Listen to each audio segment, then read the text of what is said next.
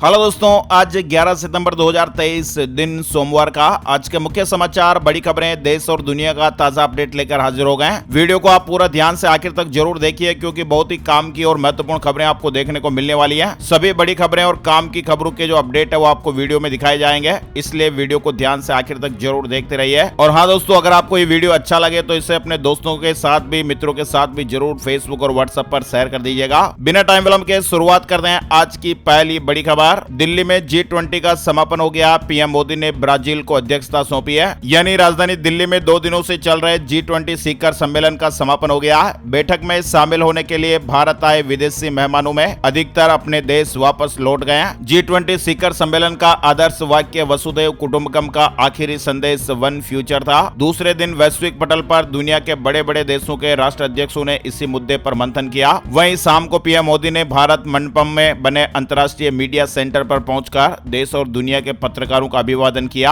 आपको मालूम ही होगा, बैठक के पहले दिन भारत को एक बड़ी उपलब्धि हासिल हुई जब G20 के सदस्य देशों ने नई दिल्ली लीडर्स घोषणा पत्र को सर्वसम्मति से मंजूरी दे दी। इस घोषणा पत्र में यूक्रेन में चल रही जंग और आतंकवाद समेत कुल 112 मुद्दों को जिक्र किया गया था। घोषणा पत्र में आतंकवाद के खिलाफ सामूहिक लड़ाई लड़ने और देशों की संप्रभुता और अखंडता को बनाए रखने की अपील की गई थी। पीएम मोदी ने ब्राजील को G20 की अध्यक्षता सौंपी है। पीएम मोदी ने ब्राजील को G20 के अध्यक्षता सौंपते हुए खुशी जाहिर की। अगले साल ब्राजील में G20 समिट का आयोजन किया जाएगा जिसकी अध्यक्षता ब्राजील करेगा। फ्रांस के राष्ट्रपति के साथ पीएम मोदी ने द्विपक्षीय वार्ता की है। अंतर्राष्ट्रीय संस्थानों में सुधार का फ्रांस ने भी समर्थन किया है। G20 शिखर सम्मेलन में हिस्सा लेने के लिए दिल्ली आए फ्रांस के राष्ट्रपति इमैनुएल मैक्रों ने कहा, मैं पीएम मोदी को धन्यवाद देता हूं। भारत ने शांति और एकता का संदेश देने की पूरी कोशिश की है। प्रधानमंत्री नरेंद्र मोदी जी ने ब्राजील को G20 की अध्यक्षता सौंप दी है। प्रधानमंत्री ने UNSC के विस्तार की मांग की है। ब्राजील के राष्ट्रपति बोले, भूखमरी के खिलाफ लड़ेंगे।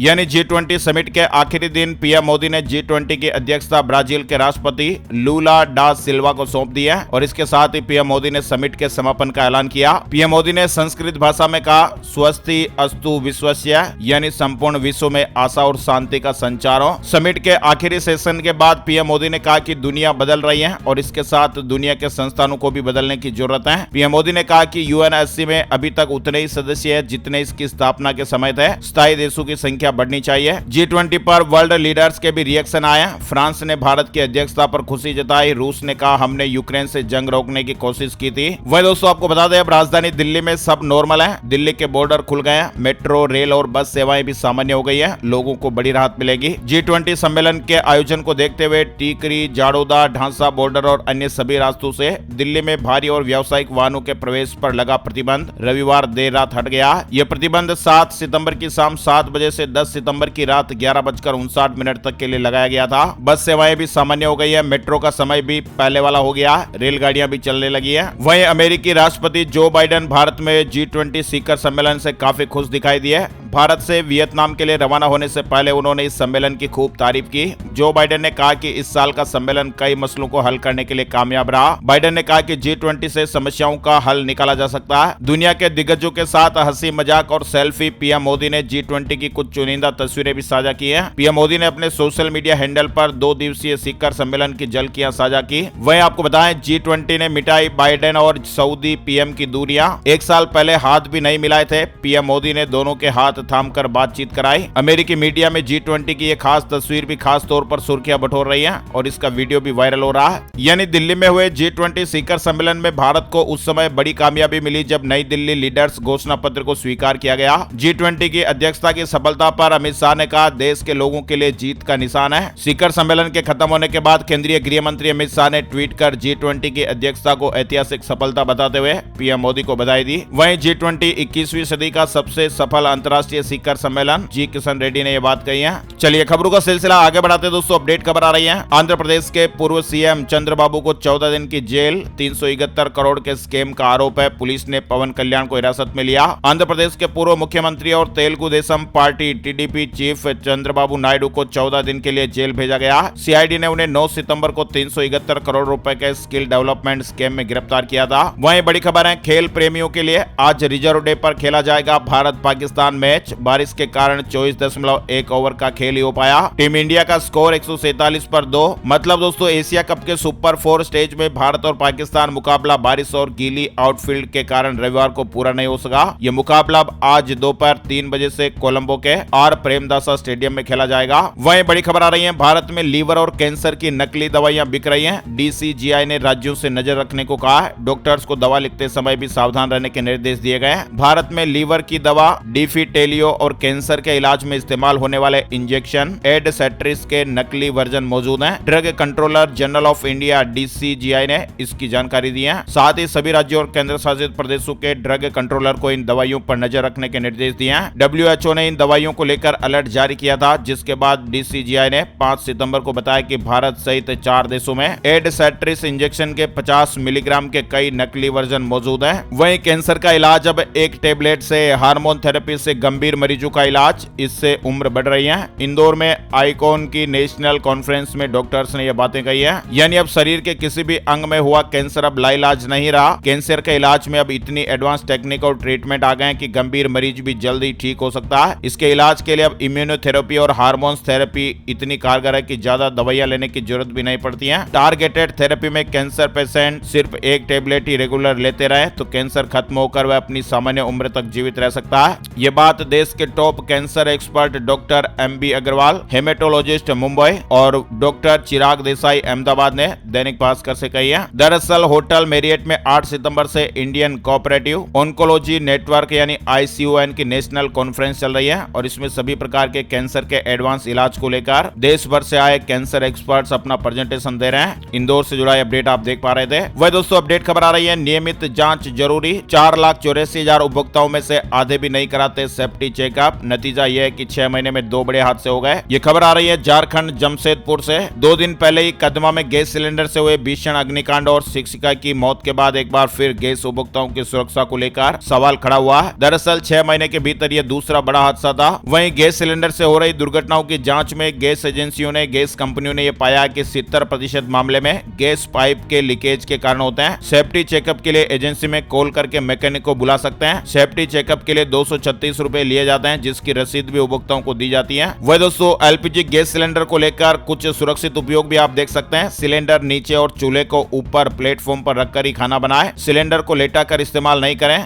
गैस लीकेज की स्थिति में तुरंत खिड़की दरवाजे खोल दें। घर से कुछ दिनों के लिए बाहर जाते हैं तो रेगुलेटर खोल दें। एप्रिन पहनकर गैस चूल्हा का इस्तेमाल करें। किचन में बैटरी या अन्य ज्वलनशील पदार्थ सिलेंडर के आसपास न रखें। रेगुलेटर हमेशा एजेंसी से ही खरीदें। खराब होने पर भी आप वहीं से बदलवाएं। और तो और गैस कंपनियों ने नियम भी बनाया हुआ है कि गैस उपभोक्ताओं को हर 5 साल पर सेफ्टी चेकअप कराना जरूरी है। चेकअप के बाद आपको रसीद भी दी जाती है और ऐसे में कोई हादसा वगैरह हो जाता तो फिर आपको मुआवजा वगैरह भी मिल पाता है, सुविधा रहती है। भगवान ना करे कभी ऐसी घटना हो, लेकिन नियम वगैरह जो है वो फॉलो जरूर करने चाहिए। गैस कंपनियों ने नियम बनाया कि गैस उपभोक्ताओं को हर 5 साल पर सेफ्टी चेकअप कराना चाहिए। इस चेकअप में गैस पाइप और चूल्हे की जांच होती है। खराब हो चुके चूल्हे की मरम्मत की जाती है, सामान को बदला जाता है। वहीं गैस उपभोक्ताओं को सुरक्षित तरीके से गैस के उपयोग की जानकारी भी दी जाती है। एजेंसी की ओर से भेजे गए मैकेनिक को जांच के बदले 236 रुपए का शुल्क देना होता है। LPG गैस के उपभोक्ता जिन्हें यह लगता है कि उन्हें सेफ्टी चेकअप की जरूरत है, वे अपनी गैस एजेंसी के मोबाइल या बेसिक फोन पर संपर्क कर सकते हैं। एजेंसी से ही सेफ्टी चेकअप के लिए मैकेनिक भेजा जाता है और चेकअप के बाद वे रसीद भी देंगे। चलिए आगे बढ़ते दोस्तों। बड़ी खबर, मोरक्को भूकंप में अब तक 2012 लोगों की जानें चली गई हैं। 3 लाख लोग प्रभावित बताए जा रहे हैं। कई परिवार अब भी मलबे में दबे हुए हैं और मोरक्को में 3 दिन के राष्ट्रीय शोक की घोषणा भी की गई है। नॉर्थ अफ्रीका के मोरक्को में 120 साल के सबसे भयावह भूकंप में 2000 से ज्यादा लोगों की जानें चली गई हैं। प्रॉपर्टी तबाह हो गई है। लोगों को काफी नुकसान हुआ है। ऐतिहासिक रूप से काफी महत्वपूर्ण इस देश की कई पुरातन बिल्डिंगें भी खत्म हो गई हैं। इकोनॉमी के मोर्चे पर बात करें तो अमेरिका की एजेंसी ने अनुमान लगाया कि मोरक्को की कुल GDP का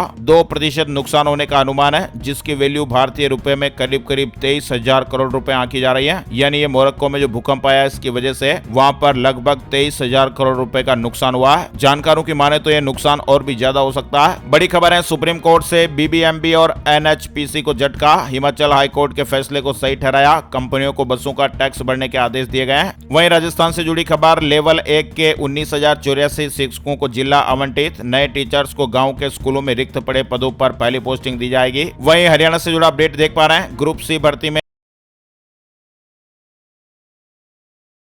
HSSC का हाईकोर्ट में जवाब, कंपटीशन के लिए 4 गुना अभ्यर्थी बुलाना सही, कैटेगरी अनुसार छटने में रिपीट का अंदेशा था। वह दोस्तों रोहतक में रोडवेज कर्मचारियों की बैठक हुई, मांगों को लेकर 22 सितंबर को प्रदर्शन करने का फैसला हुआ, 2 अक्टूबर को आंदोलन की घोषणा करेंगे। साथ ही एक नई टेक्नोलॉजी से जुड़ी खबर आ रही है, ट्रेन ड्राइवर को अगर जब्त किया जाती है तो artificial intelligence based device alert करेगी, पलक झपकने से पता चलेगा, इमरजेंसी ब्रेक भी लग जाएंगे। यानी अगर ट्रेन के ड्राइवर को जब्त किया गई तो एक डिवाइस अलर्ट कर देगी। नॉर्थ ईस्ट फ्रंटियर रेलवे एक ऐसी आर्टिफिशियल इंटेलिजेंस बेस्ड डिवाइस बना रहा है। रेलवे सूत्रों के मुताबिक डिवाइस ड्राइवर की पलकों के झपकने से लेकर नींद आने का, सुस्ती का पता लगा लेगी, अलर्ट साउंड कर देगी। अगर ड्राइवर किसी वक्त का नियंत्रण खो जाए तो इमरजेंसी ब्रेक भी लग जाएंगे। डिवाइस को railway driver assistance system RDAS नाम दिया गया है। ये डिवाइस फिलहाल डेवलपमेंट स्टेज पर है और ये ठीक तरह से काम कर रही है। मध्य प्रदेश से जुड़ी बड़ी खबर आ रही है, लाडली बहनों के खातों में CM शिवराज सिंह चौहान ने चौथी किस्त भेज दी है।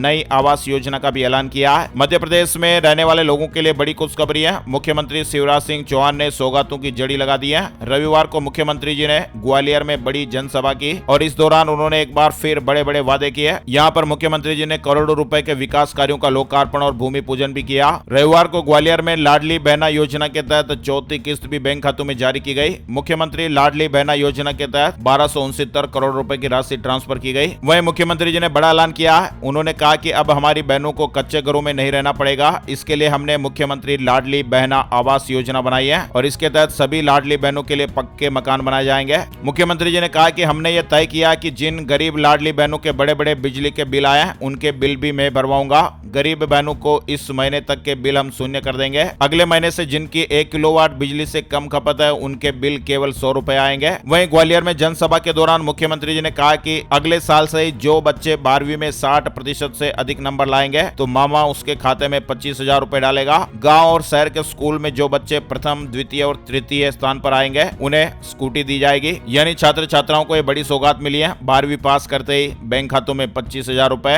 अगर 60% से ज्यादा नंबर लाते हैं तो फिर विद्यार्थियों को ये बड़ा तोहफा मिलेगा। अब तक क्या होता था, 12वीं कक्षा में 75% या उससे अधिक अंक प्राप्त करने वाले विद्यार्थियों को लैपटॉप खरीदने के लिए 25,000 रुपए मिलते थे, लेकिन अब 12वीं कक्षा में 60% से अधिक अंक लाने वाले छात्रों को भी 25,000 रुपए मिलेंगे। लाडली बहनों को 450 रुपए में गैस सिलेंडर देने की योजना बनेगी। आगे बढ़ते दोस्तों, अपडेट खबर, डेंगू इन उत्तराखंड। सरकार ने बनाया नया प्लान, एक ही जगह 10 मामले मिलने पर बनेंगे माइक्रो कंटेनमेंट जोन। प्रदेश में अब तक डेंगू मरीजों की संख्या 1130 पहुंच गई है। वहीं हिमाचल प्रदेश से जुड़ा अपडेट है, G20 शिखर सम्मेलन में पीएम मोदी से मिले सुक्खू जी, विशेष राहत पैकेज देने का आग्रह किया गया है। मुख्यमंत्री ने प्रधानमंत्री से कहा कि इस आपदा से उबरने के लिए प्रदेश को केंद्र की ओर से आर्थिक पैकेज की आवश्यकता है। पीएम मोदी ने मुख्यमंत्री सुक्खू की ओर से उठाए गए प्रदेश हित के मुद्दों को ध्यानपूर्वक सुना और कहा कि प्रदेश की मांगों पर सहानुभूति पूर्वक विचार किया जाएगा। यानी शनिवार रात को नई दिल्ली में G20 सम्मेलन के डिनर के दौरान प्रधानमंत्री से मुलाकात कर सुखविंदर सिंह सुक्खू जी ने प्रदेश हित से जुड़े मुद्दों पर चर्चा की। वहीं बड़ी खबर आ रही है, 4 साल में देश में 3 गुना बढ़ा मशरूम का उत्पादन। राष्ट्रीय मशरूम मेले के दौरान ये बड़ा खुलासा हुआ है। मेले में देश भर से करीब 1000 से अधिक किसान, वैज्ञानिक और मशरूम उत्पादकों ने भाग लिया। महाकुंभ 2025 की तैयारियां तेज हो गई हैं। प्रयागराज में महाकुंभ 2025 की तैयारियां तेजी से चल रही हैं। राजस्थान से जुड़ा अपडेट है, हॉकी वाली सरपंच KBC में पहुंची, आज अमिताभ बच्चन के साथ नजर आएंगी। हॉकी वाली सरपंच कौन बनेगा करोड़पति में पहुंच गई है। नीरू यादव 11 सितंबर यानी सोमवार को रात 9 बजे कौन बनेगा करोड़पति शो में अमिताभ बच्चन के साथ नजर आएंगे। वहीं पीएम मोदी के जन्मदिन पर शुरू होगी शिल्पकारों और कामगारों के लिए विश्वकर्मा योजना।